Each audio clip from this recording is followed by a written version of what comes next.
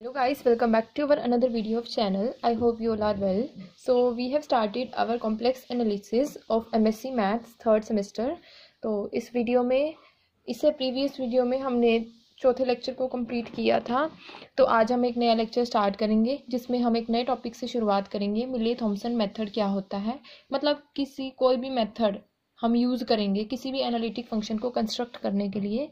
तो मैंने उसके लिए सबसे पहला मेथड उठाया है मिले थॉमसन मेथड। सबसे पहले हम ये समझेंगे कि मिले थॉमसन मेथड होता क्या है, उससे रिलेटेड एग्जांपल, और उससे रिलेटेड जो भी एग्जांपल करवाऊंगी वो एग्जाम पॉइंट ऑफ व्यू से भी बहुत इंपॉर्टेंट होंगे। और नोटबुक में मैंने थोड़ा कम ओपन करके लिखा हुआ है, लेकिन जब मैं आपको समझाऊंगी तो एक एक स्टेप को ओपन करके समझाऊंगी। Now we are going to start our Milne Thomson method. By this method we construct an analytic function which we know. हमें क्या करेंगे, एक मेथड का यूज़ कर रहे हैं। क्या मेथड है वो? मिले थॉमसन मेथड, जिसकी मदद से आप एनालिटिक फंक्शन को कंस्ट्रक्ट करना सीखेंगे। और हमें पता है कि कोई भी एनालिटिक फंक्शन होगा उसके अंदर हमारे पास रियल और इमेजिनरी दोनों पार्ट मिलेंगे। अब हमें पता है कि हमारे पास जेड क्या होता है, एक्स प्लस आयोटा वाई की फॉर्म में होता है। तो मैं इस जेड का कंजुगेट ले लूँगी, मतलब जेड बार, उसमें हमारा साइन चेंज हो जाएगा, वो क्या बनेगा, एक्स माइनस आयोटा वाई बन जाएगा हमारे पास। और इन दोनों वैल्यूज़ की मदद से मैं एक्स की वैल्यू को निकालूंगी। वो हम कैसे निकालेंगे, अब हम इसका सोल्यूशन देखेंगे कि हम इसको कैसे करेंगे। तो मैंने यहाँ पर क्या किया, मेरे पास जेड की value x plus iota y और जेड बार की वैल्यू है एक्स माइनस आयोटा वाई। तो मैं ऐड कर रही हूँ 1 और 2 को, जेड कोमा जेड बार, मतलब 1 इक्वेशन को और 2 इक्वेशन को। लेफ्ट हैंड साइड को करा z plus z bar is equals to x plus iota y plus x minus iota y. ये टर्म मेरे पास कैंसिल, तो 2x is equals to z plus z bar. तो x की value क्या आएगी, 1/2 z plus z bar. Similarly मैं क्या निकालूंगी, y की वैल्यू कैसे निकालेंगे, मैं क्या करूँगी, सब्ट्रैक्ट कर दूंगी 1 और 2 को। तो z minus z bar is equals to x plus iota y minus x plus iota y. तो ये क्या बनेगा, 2 iota y z minus z bar. तो y की वैल्यू क्या हो जाएगी, 1/2 iota z minus z bar. ये मैंने यहाँ पर 1/2 z plus z bar 1/2 iota z minus z bar दोनों वैल्यू को निकाल लिया। अब मेरा फंक्शन होएगा u और v की फॉर्म में कैसे लिखा जाएगा, u of x y plus iota v of x y. u का फंक्शन x की फॉर्म में, y की फॉर्म में, v का फंक्शन x की फॉर्म में, y की फॉर्म में मैंने स्प्लिट कर दिया। फिर हमने यहाँ क्या किया, यहाँ पर v की वैल्यू आयोटा की फॉर्म में, तो इसलिए आयोटा की फॉर्म में लिखा हुआ है। It is a formal identity in two independent variable. कौन से दो वेरिएबल लिए मैंने, जेड और z bar. Now by setting मैंने x की वैल्यू को क्या रखा, जेड रखा, y की वैल्यू को 0। तो यहाँ पर मैंने x की वैल्यू को जेड रखा, तो ये क्या बनेगा, u of z comma 0 iota v z comma 0, so that कि मेरे जेड और जेड बार क्या हो जाए, इक्वल हो जाए। अगर फंक्शन एनालिटिक है तो हमारे पास उनका डेरिवेटिव एग्जिस्ट करेगा, क्या, curl u by curl x plus iota curl v by curl x is equals to curl u by curl x minus iota curl u by curl y. आप इस equation को कैसे लिख पा रहे हो ये देखते हैं कि मेरा एफ डैश जेड है वो क्या है, curl u by curl x plus iota curl v by curl x. C R equation से curl u by curl x की वैल्यू क्या होती है मेरे पास, curl u v by curl y, और curl v by curl x की value minus curl u by curl y. तो यहाँ पर मैंने इस वैल्यू को माइनस की फॉर्म में रिप्रेजेंट कर दिया। अब मैंने क्या करा, you x first derivative curl you का एक्स के रिस्पेक्ट में है, मैंने उसको फाई नाम दे दिया, यू का वाई के रिस्पेक्ट में उसको जाई नाम दे दिया in the form of x comma y. फिर मैंने क्या करा, यहाँ पर इन दोनों वैल्यू की फॉर्म में इन दोनों वैल्यू को इस इक्वेशन में पुट कर दिया। दोनों के बीच में माइनस है, मैंने माइनस लगा दिया, आयोटा जाई एक्स कोमा वाई। तो अब इसको z की फॉर्म में लिखेंगे तो phi of z comma 0 minus iota जाई ऑफ जेड कोमा 0। फिर हम इन दोनों का क्या कर देंगे, इंटीग्रेशन कर देंगे। फिर हमारे पास क्या बनेगा, एक फंक्शन कंस्ट्रक्ट हो जाएगा u वैल्यू के लिए। अगर हम इस वैल्यू को v की फॉर्म में मान लेंगे तो हम यहाँ पर क्या करेंगे, इस गिवन वैल्यू को फाई 1 और जाई 1 के साथ इंटीग्रेट करने के बाद यहाँ पर कांस्टेंट 1 की वैल्यू, और जो फाई ऑफ जेड कोमा 0 है ये वैल्यू क्या होगी, curl v by curl y, और जाई की value curl v by curl x, जिसमें c1 मेरा कांस्टेंट हो जाएगा। ये मेरे पास क्या है, मिले थॉमसन मेथड है, इसको सॉल्व करने के लिए, क्या निकालने के लिए, एक एनालिटिक फंक्शन को फॉर्म करने के लिए। तो यहाँ पर मैंने एक सिंपल फंक्शन लिया, एक सिंपल जेड की वैल्यू ली और एक उसके कंजुगेट की, वहाँ से दोनों की वैल्यू को निकाल के u और v की फॉर्म में पुट कर दिया। फिर मैंने एक चीज़ याद रखनी कि x को z करना है, y को 0 पुट करना है। पुट करने के बाद यहाँ पर हमने एक मिले थॉमसन मेथड की मदद से एनालिटिक फंक्शन को कंस्ट्रक्ट कर लिया। अब हम इसके एग्जांपल देखेंगे जिससे आपको बहुत अच्छे से एक मेथड क्लियर हो जाएगा। So now we are going to start our first example in which we have to construct analytic function जिसमें रियल पार्ट दे रखा है, इमेजनरी पार्ट एग्जिस्ट नहीं करता, तो ऑलरेडी y की वैल्यू क्या हो जाएगी, मेरे पास 0 हो जाएगी। इसको मैंने u के इक्वल ले लिया। पहले हमने इसके दो डेरिवेटिव निकालने, क्या, curl u by curl x, curl u by curl y। पहले इस इक्वेशन का x के रिस्पेक्ट में डेरिवेटिव u और v की फॉर्म में है हमारे पास। फर्स्ट फंक्शन का मैंने डेरिवेटिव किया, एज इट इज आ गया। सेकंड फंक्शन को as it is u dash v plus u v dash u हो जाएगा मेरे पास। तो जब मैंने क्या किया, इस फर्स्ट फंक्शन का डेरिवेटिव किया, e की पावर x का e की पावर x, सेकंड फंक्शन मैंने एज इट इज रख लिया। फिर यहाँ पर सेकंड फंक्शन को, फर्स्ट फंक्शन को एज इट इज रखा और सेकंड का डेरिवेटिव करो x के रिस्पेक्ट में। यहाँ पर x का डेरिवेटिव क्या होगा, 1 कोस y बन जा कोस y, और ये y की टर्म तो हमारे पास एग्जिस्ट ही नहीं करती, तो ex कोस y बन गया। इन दोनों में से ex कॉमन आ रहा है, कॉमन लेके ये टर्म बना ली। और मैंने बताया था x वाली को फाई ऑफ एक्स वाई नाम देंगे और y के रिस्पेक्ट वाली को जाई ऑफ एक्स वाई नाम देंगे। फिर मैंने क्या बनाया, curl u by curl y। अब इस u का y के रिस्पेक्ट में डेरिवेटिव करो, ये first function as it is अब इसमें है, ठीक है। फिर हम क्या करेंगे, y के रिस्पेक्ट में करेंगे, तो क्या बनेगा, x कोस y का minus sine y, y sine y का माइनस का साइन y, माइनस का y कोस y। ये मैंने डेरिवेटिव निकाल लिया किसके रिस्पेक्ट में, y के रिस्पेक्ट में। तो मेरा क्या बनेगा, जाई of x comma y by the Milne Thomson method. Real part of f of z is given, real part दे रखा है हमारे पास। इक्वेशन क्या थी, फाई ऑफ z कोमा 0 जाई ऑफ आयोटा जाई of z comma 0 d z plus constant. अब इस वैल्यू को कैसे फॉर्म किया ये हम देखते हैं। तो मैंने इसका सोल्यूशन कर रखा है यहाँ पर। ये हमारे पास इक्वेशन है, curl u by curl x phi की अलोंग वैल्यू है। तो मेरे पास जो फर्स्ट डेरिवेटिव आया है, मेरे पास फर्स्ट डेरिवेटिव ये था, जहाँ पर हम क्या करेंगे, वैल्यू को पुट करेंगे, मतलब x के अलोंग, x की जगह मैंने z पुट कर दिया, कोस 0 माइनस 0 साइन 0 प्लस कोस 0। कोस 0 की वैल्यू 1, कोस 0 की वैल्यू 1, z 1 z e की पावर z, क्योंकि x की वैल्यू के अलोंग किया है तो x की वैल्यू को z रखना है, y की वैल्यू को 0 रखना है। तो यहाँ से मेरे पास ये इक्वेशन फॉर्म हो गई। Similarly curl u by curl y, जाई ऑफ z कोमा 0, तो x की वैल्यू को वही क्या पुट करेंगे, z, और y की वैल्यू को 0। तो मेरा ये सारा डेरिवेटिव 0 हो जाएगा। यहाँ पर हमारे पास आई ऑफ z 0 की वैल्यू 0 हो जाएगी। फिर मैं इस इक्वेशन में पुट करूंगी, इस इक्वेशन में मेरे पास क्या वैल्यू बनेगी, e की z प्लस 1। तो फिर मैंने, और आयोटा की वैल्यू, y की वैल्यू एग्जिस्ट ही नहीं करती, तो ये टर्म मेरे पास अपने आप 0 हो गई। e की z के साथ मल्टीप्लाई, e की z बन जाए e की z माइनस 0। फिर मुझे इसको इंटीग्रेट करना है, तो मैंने क्या कर दिया, z e की power z D z plus e की पावर z डी जेड। इसमें मैंने इंटीग्रेशन बाय पार्ट लगा लिया, और e की z का इंटीग्रेशन एज इट इज आ जाता है। First function as it is रखा, सेकंड का इंटीग्रेशन, फिर जो फर्स्ट फंक्शन है उसका डेरिवेटिव करेंगे, सेकंड का integration. First function as it is, second का इंटीग्रेशन, z e की z, z का डेरिवेटिव 1 आ जाएगा, 1 को z से मल्टीप्लाई करोगे ez, और यहाँ पर ez प्लस का है तो कैंसिल हो जाएगा। ये मेरे पास एक एनालिटिक फंक्शन फॉर्म होगा, किसके लिए, गिवन पार्ट के लिए, रियल पार्ट के लिए। यही हमारे पास सोल्यूशन आ गया। मैंने इसमें डायरेक्ट किया हुआ था और मैंने वहाँ पर नोटबुक में ओपन करके आपको बता दिया। सेकंड एग्जांपल बहुत इंपॉर्टेंट है, एग्जाम पॉइंट ऑफ व्यू से भी एग्जाम्स में आता है। Show that function f of z u plus iota y, इसमें अब दोनों पार्ट एग्जिस्ट कर रहे हैं, रियल भी और इमेजनरी भी। क्या बना, x cube 1 plus iota minus y cube 1 minus iota divide by x square plus y square. यहाँ पर मैंने क्या किया हुआ, रियल और इमेजनरी पार्ट को अलग कर लिया। अब मैं यहाँ पर देखूँ, एक्स क्यूब बन जाए एक्स क्यूब, क्या बनेगा ये, x cube plus iota x cube minus y cube plus iota y cube divide by x square plus y square. तो यहाँ से x cube minus y cube, real अलग कर लिया, इमेजनरी अलग कर लिया। अब हमें क्या दिखाना है कि it is not analytic at origin, origin पे वो एनालिटिक नहीं होगा, जबकि ये सी आर इक्वेशंस को सेटिस्फाई करेगा एट ओरिजिन पे, but F dash 0 does not exist, इसका जो फर्स्ट डेरिवेटिव है वो एग्जिस्ट ही नहीं करेगा। तो यहाँ पर जो रियल पार्ट है उसको यू नाम दे दिया, इमेजनरी पार्ट को वी नाम दे दिया। अब हमें पता है कि when g z is non zero, u and v are किसकी फॉर्म में दे रखे हैं, रेशनल फंक्शन की फॉर्म में दे रखे हैं। जेड नॉन जीरो क्यों है, क्योंकि हमारे पास जेड है वो यू और वी की फॉर्म में होता है, दोनों वैल्यू हमें दे रखी है, तो वो नॉन जीरो ऑटोमेटिकली हो जाएगा। और यू और वी रेशनल फंक्शन है क्योंकि ये पी बाई क्यू की फॉर्म में और डिनोमिनेटर इसका जीरो नहीं है।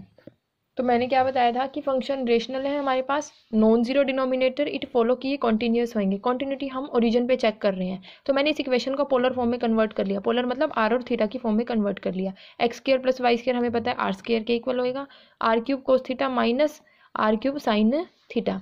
तो मैं यहाँ से अगर इस स्टेटमेंट को मैं एज इट इज़ छोड़ रही हूँ। जब मैंने वी में पुट किया तो ये मेरे पास क्या बना, r cos cube theta plus sine cube theta divide by r का स्क्वायर। तो एक आर से एक आर कैंसिल हो गया मेरे पास, तो एक आर मेरे पास बच गया।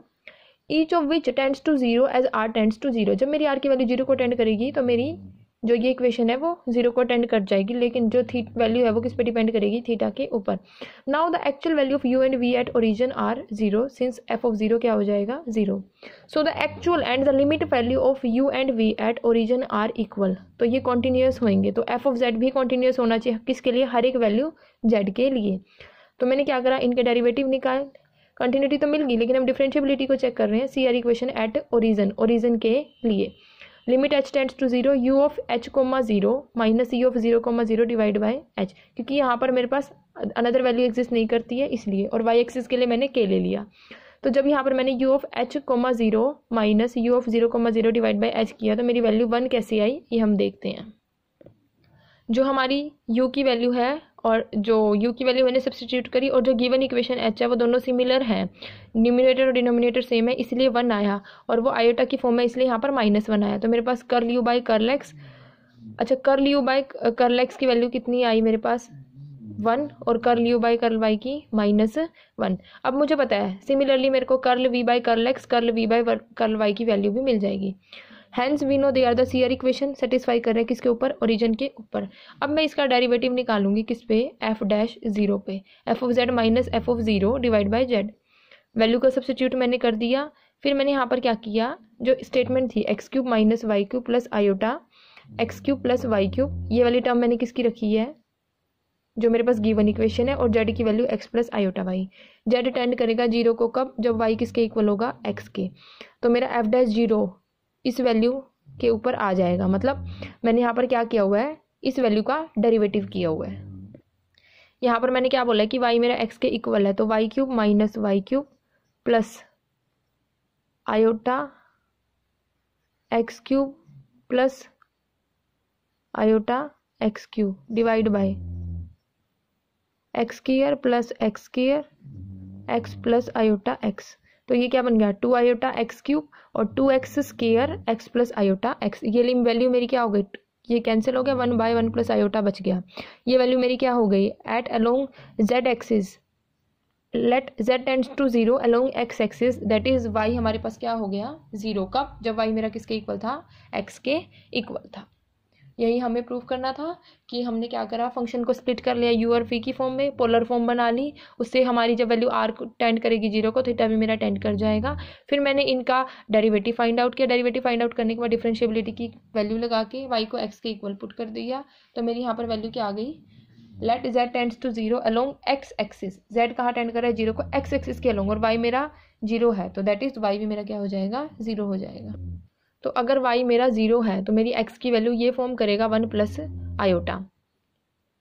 दस द डेरिवेटिव यूनिक नहीं है, क्योंकि ये मेरी यूनिक वैल्यू नहीं दे रहा, ये मेरा आयोटा पे डिपेंड करेगा, तो ये मेरा फंक्शन एनालिटिक नहीं होगा, क्योंकि मेरा एक यूनिक वैल्यू को टेंड नहीं करा, मेरा जो गिवन डेरिवेटिव जीरो नहीं आया। इसीलिए हम कह सकते हैं कि जो हमारा फंक्शन होता है वो एनालिटिक नहीं है at origin for the given equation.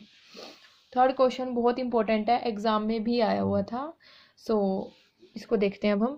अब हमें एक फंक्शन दे रखा है e माइनस जेड माइनस 4, इसको मैं क्या लिख सकती हूँ, e माइनस 1 बाय जेड की 4। ये फंक्शन भी एनालिटिक नहीं होगा ओरिजिन पे, और सीआर इक्वेशन को सेटिस्फाई करेगा ओरिजिन पे। ये मैंने लिखवा दिया। जेड को क्या लिखते हैं, एक्स प्लस आयोटा वाई की 4। तो मैंने यहाँ पर इसको स्प्लिट कर लिया, मल्टीप्लाई और डिवाइड। इसको मैं आपको नोटबुक में करके दिखाती हूँ और क्लियरली आपको चीज़ें समझ में आ जाएंगी। एफ ऑफ जेड मेरा ये था, मैंने इसको 1 बाय जेड की 4 लिख लिया, जेड की वैल्यू को मैंने x plus iota y put कर दिया, पुट करने के बाद मल्टीप्लाई डिवाइड कर दिया एक्स माइनस आयोटा वाई से। जब मैंने इन दोनों वैल्यू की डिनोमिनेटर वैल्यू की मल्टीप्लाई करी तो मेरे पास x square plus y square मिला, पोलर फॉर्म में ये मेरे पास आर स्क्वायर के इक्वल है, और ऊपर पावर 4 है तो आर की 8 बन के मेरे पास ये वैल्यू मिल गई। अब इस वैल्यू में मैंने क्या किया, ई की माइनस 1 बाय आर की 8 इसको बाहर रखा, और x plus iota x minus iota y की पावर 4 खोल दी। वो कैसे खोलते हैं, x4 y4 minus 6 x square y square minus 4 iota x y, और जो ब्रैकेट है एज इट इज लिखते हैं x minus iota y, sorry x square minus y square. ये मेरे पास एक्स माइनस आयोटा वाई की पावर 4 मैंने ओपन कर दी। रियल पार्ट को अलग कर लूंगी, इमेजनरी को अलग कर लूंगी। ई माइनस 1/r की 8, तो रियल पार्ट में क्या बचेगा, एक्स की 4 वाई की 4 minus 6x square y square. यहाँ पर e iota 4 x y x square minus y square, और आर की 8 तो चल ही रहा है, डिवाइड में आर की 8। फिर जो आयोटा वाली वैल्यू है इसको मैं किसकी फॉर्म में कंप्लीट कर सकती हूँ, cos theta iota sine theta. इसको देखेंगे हमने कैसे स्प्लिट किया।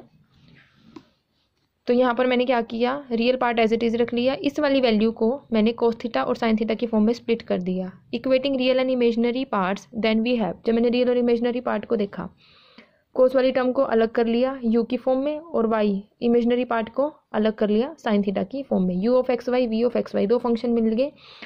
जब हमारी curl u by curl x निकाला एट ओरिजिन पे, एक्स कोमा 0 हो जाएगा, और एक्स की वैल्यू क्या है, ई माइनस 1/z की 4 डिवाइड बाय एक्स हो जाएगा। अलोंग एक्स एक्सिस हम लेके चल रहे हैं, तो मैं इसको क्या लिख सकती हूँ, यहाँ पर ये ऊपर जो मेरा ई की पावर है वो माइनस में, नीचे आके प्लस में हो जाएगी, तो 1/x ई की 1/x की 4, ई की एक्स भी एक्सपोनेंशियल खोल दिया मैंने, क्या 1 प्लस एक्स, एक्स स्क्वायर का 2 फैक्टोरियल, एक्स क्यूब का 3 फैक्टोरियल, एक्स बाहर रह जाएगा, ये पावर 4 में है तो 1/x की 4, 2 का क्यूब 2x की पावर 8, सिमिलर हमारे पास चलता रहेगा। अब एक एक्स से एक एक्स कैंसिल हो जाएगा, तो क्या बचेगा, x plus 1/x 3 plus 1/2x की 7। इस इक्वेशन को मैंने किसके इक्वल रखा, 0 के इक्वल। तो जो डेरिवेटिव था वो मेरा 0 आ गया। सिमिलरली हमारे तीनों डेरिवेटिव भी क्या आ जाएंगे, 0 आ जाएंगे, तो ये सीआर इक्वेशन को सेटिस्फाई करेगा। लेकिन वही बात आती है, क्या इसका डिफरेंशिएबल भी, मतलब इसका डेरिवेटिव पार्ट भी इस इक्वेशन को सेटिस्फाई करेगा या नहीं करेगा, ये चेक करेंगे। तो वो हम कैसे चेक करेंगे, it is not analytic at origin, ये ओरिजिन पे एनालिटिक नहीं है। तो limit f of z tends to 0, f of z की वैल्यू मैंने यहाँ पर पुट कर दी। अगर जेड टेंड करेगा 0 को, तो पोलर फॉर्म में एक्स किसके इक्वल हो जाएगा, वाई के, तो R E iota pi by 4 ले लिया। आर टेंड करेगा 0 को कब, जब एक्स टेंड कहाँ करेगा, 0 को। एफ ऑफ जेड ई की पावर 4 थी ना, तो इसलिए माइनस की पावर 4 में ले लिया। इस वैल्यू से जेड की वैल्यू को पुट कर दिया, आर आयोटा पाई बाय 4 और माइनस की 4। फिर मैंने यहाँ पर क्या किया, माइनस आर की पावर को -4, ई आयोटा पाई की पावर को 4 से 4 कैंसिल हो गया मेरे पास, क्योंकि डिनोमिनेटर से न्यूमरेटर कैंसिल, तो ये वैल्यू मेरे पास बच गई। अब मुझे बता, ई माइनस आयोटा पाई की वैल्यू क्या होती है, -1 होती है, तो यहाँ से क्या बचा, माइनस माइनस प्लस आर की पावर -4, और इसको मैं डिनोमिनेटर में लिखूंगी 1/समथिंग क्या होता है, इन्फिनिटी। तो हमारे पास यूनिक वैल्यू नहीं मिली, यूनिक वैल्यू क्या होनी चाहिए, 0। तो हमारी जो लिमिट है वो 0 को टेंड नहीं करी, तो फंक्शन एग्जिस्ट ही नहीं करता। फंक्शन एग्जिस्ट नहीं करेगा, कॉन्टिन्यूस नहीं होगा, जो फंक्शन कॉन्टिन्यूस नहीं है वो डिफरेंशिएबल नहीं होगा, और जो फंक्शन डिफरेंशिएबल नहीं होगा वो फंक्शन एनालिटिक भी नहीं हो सकता। तो ये एग्जाम्पल बहुत इंपॉर्टेंट है, मैंने ओपन करके अच्छे से क्लियर कर दिया है। कोई डाउट हो तो कमेंट बॉक्स में ज़रूर राइट करें। Last example of the given method, show that real and imaginary part of an analytic function satisfy Laplace equation। Laplace equation को satisfy करेगा। तो सबसे पहले मैंने क्या कर लिया कि Laplace equation में मैंने CR equation उठाई, u of x is equals to v of y, u of y is equals to minus v of x। तो मैंने यहाँ से डेल स्क्वायर u निकाला। डेल स्क्वायर u कैसे निकाला, मतलब मेरे को प्रूव करना है कि डेल स्क्वायर u ये वैल्यू होगी, डेल स्क्वायर v ये वैल्यू होगी। डेल स्क्वायर u मतलब x के रिस्पेक्ट में, y के रिस्पेक्ट में, v का भी x के रिस्पेक्ट में, y के स्क्वायर में डेरिवेटिव क्या आएगा, 0 के इक्वल आएगा। फर्स्ट इक्वेशन को मैंने डेरिवेटिव कर दिया with respect to x, and second equation को विद रिस्पेक्ट टू वाई। जब मैंने एक्स के रिस्पेक्ट में किया तो मेरे पास क्या बचा, curl square v curl x curl y, और वाई के रिस्पेक्ट में किया minus curl square v curl x curl y. अगर मैंने इन दोनों को ऐड कर दिया, जब मैंने इन दोनों को ऐड किया तो ये टर्म कैंसिल हो जाएंगी, ये दोनों वैल्यू किसके इक्वल आ गई, 0 के। तो ये मेरे पास दोनों टर्म्स इक्वल आ गई 0 के। Now we differentiating 1 and 2 with respect to y and x, subtracting we get. अब मैंने पहले वाई के एक्स के रिस्पेक्ट में किया, मैं वाई के रिस्पेक्ट में करूँगी, तो ये वाला डेरिवेटिव मेरे पास आएगा। ये दोनों वैल्यू मेरे पास मैंने को सब्ट्रैक्ट किया तो माइनस माइनस क्या हो जाएगा, प्लस हो गया, curl square v by curl x square curl v by curl y square. तो ये दोनों वैल्यू भी 0 के। हैंस हमने क्या प्रूव कर दिया कि मेरा जो डेल स्क्वायर वी लैप्लास है वो किसके इक्वल आ गया, 0 के इक्वल आ गया। तो मतलब लैप्लास इक्वेशन होती है, उसका जो रियल इमेजिनरी पार्ट है वो एनालिटिक फंक्शन को सेटिस्फाई करता है। Thank you students for watching this video. I hope you will like the video. Don't forget to like, subscribe and share my channel. अगर कोई भी डाउट हो वीडियो से रिलेटेड तो please write in comment box so that I will help you to solve that question. Thank you.